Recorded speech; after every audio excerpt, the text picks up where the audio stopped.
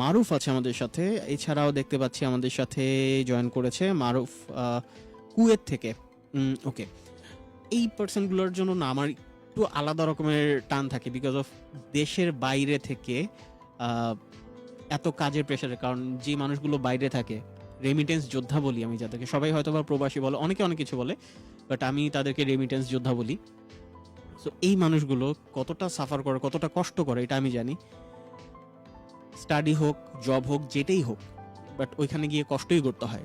সেই জায়গা থেকে সময় বের করে আমাকে শুনছে বা আমাকে দেখছে এই মুহূর্তে, এটা আমার জন্য অনেক বড় একটা ব্যাপার।